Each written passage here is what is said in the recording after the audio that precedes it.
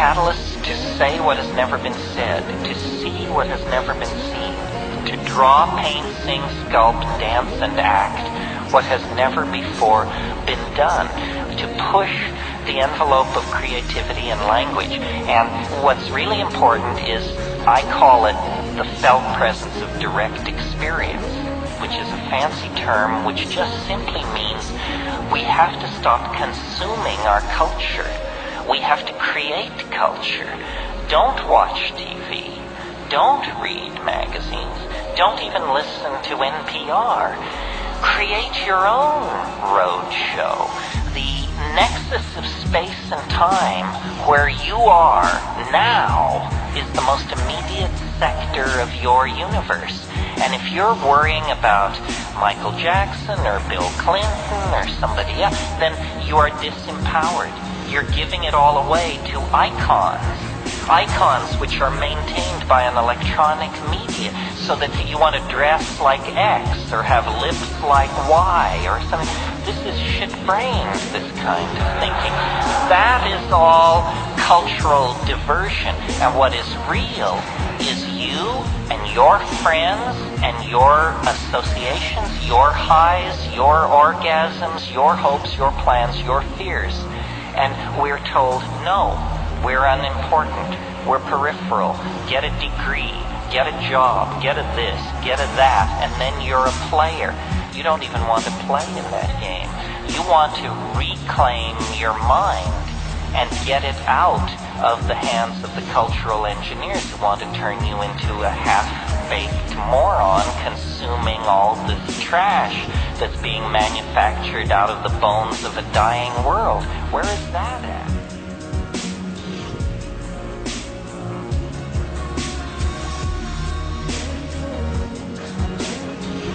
You know, what we have to do is stop looking for leadership from the top, because the least among us make their way into those positions of power. I mean, you can see that now.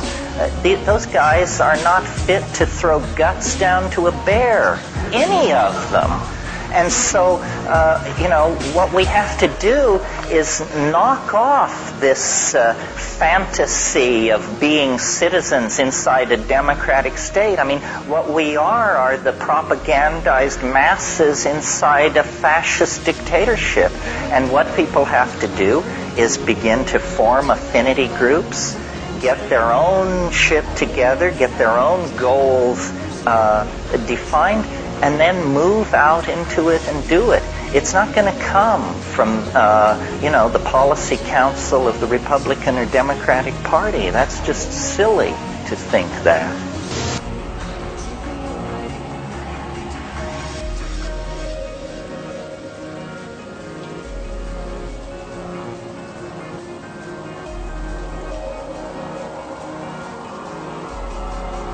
That's the problem with human beings, man, is that there's a broad spectrum of us, and the broad spectrum is necessary in order to have this sort of a complex society.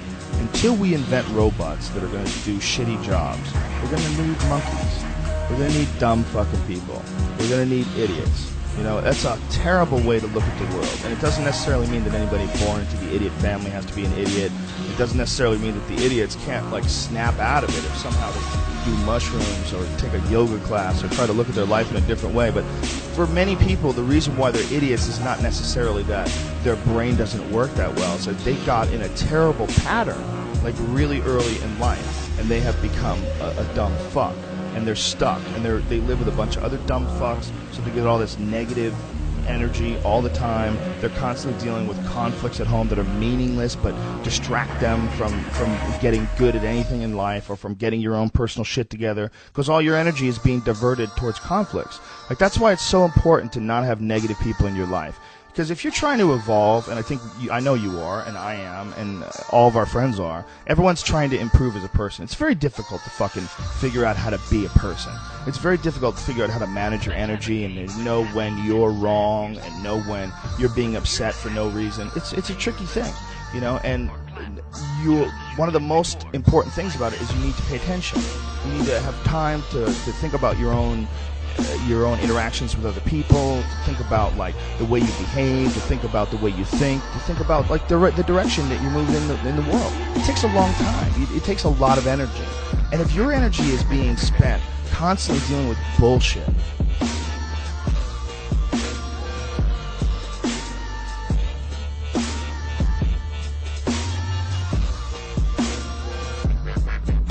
culture is a closed system of thinking and values of the sort I am denouncing.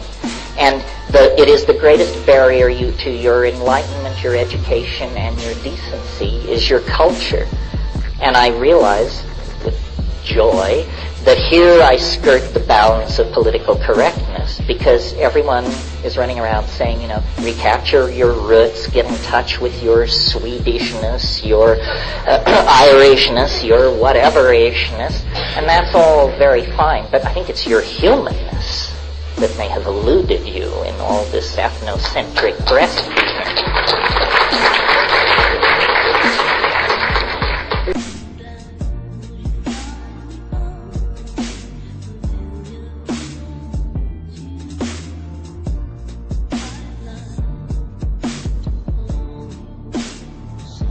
Well, why should culture imprison us and somehow place a barrier between ourselves and our true humanness?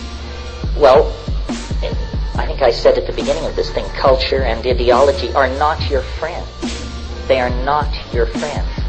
This is a hard thing to come to terms with, because a certain kind of alienation lies at the end of this thought process.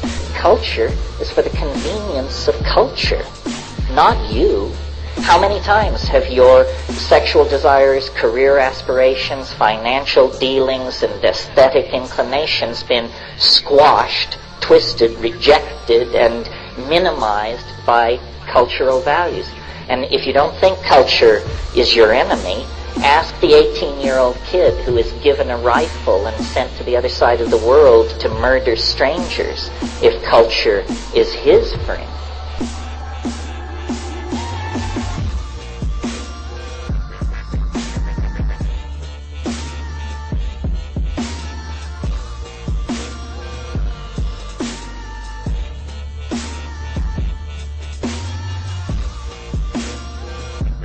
You're choosing to limit yourself to a cultural reality, whether it's the reality of being Witoto or Orthodox Jewish or whatever it is.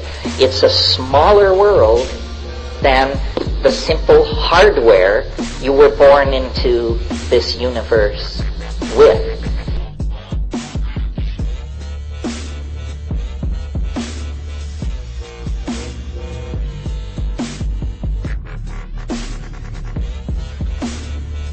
What civilization is 6 billion people trying to make themselves happy by standing on each other's shoulders and kicking each other's teeth in. It's not a pleasant situation. And yet, you can stand back and look at this planet and see that we have the money, the power, the medical understanding, the scientific know-how, the love, and the community to produce a kind of human paradise. But we are led by the least among us, the least intelligent, the least noble, the least visionary. We are led by the least among us, and we do not fight back against the dehumanizing values that are handed down as control icons. This is something, I don't really want to get off on this tear because it's a lecture in itself, but culture is not your friend. Culture is for other people's convenience and the convenience of various institutions, churches, companies, tax collection schemes, what have you. It is not your friend. It insults you. It disempowers you. It uses and abuses you. None of us are well treated by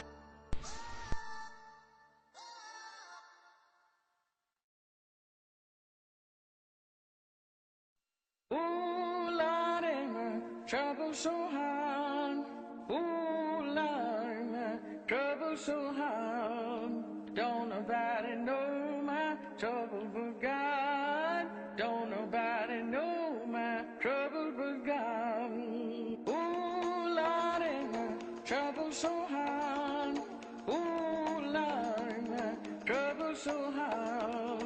Don't nobody know my trouble but God. Don't nobody know my trouble but God. Ooh, Lord, my trouble so hard.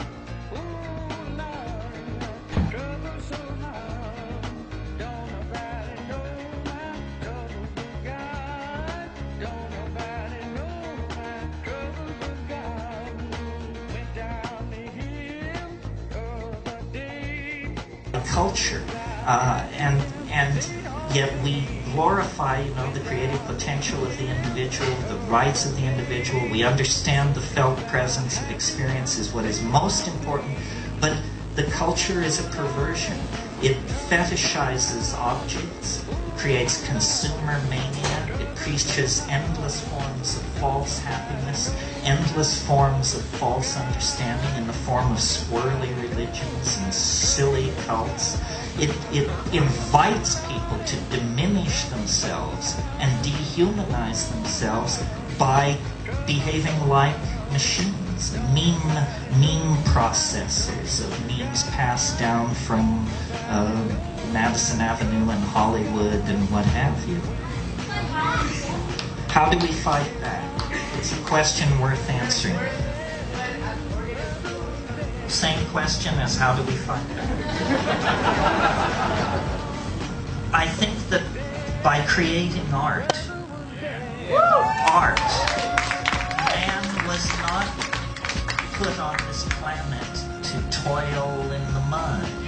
Or the God who put us on this planet to toil in the mud is no God I want to have any part of. It's some kind of Gnostic demon. It's some kind of cannibalistic demiurge that should be thoroughly renounced and rejected. By putting the art pedal to the metal, we really, I think, maximize our humanness and become much more necessary and incomprehensible to the machines.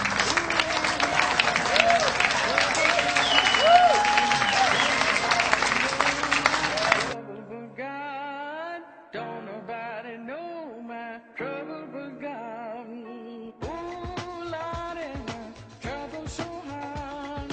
Ooh, Lord, my trouble so hard. Don't nobody know my trouble but God. Don't nobody know my trouble but God. Cheap, extractable natural resources. This is now impossible.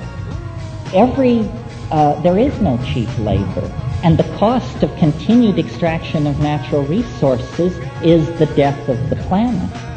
What we have to do is back away from our obsession with things.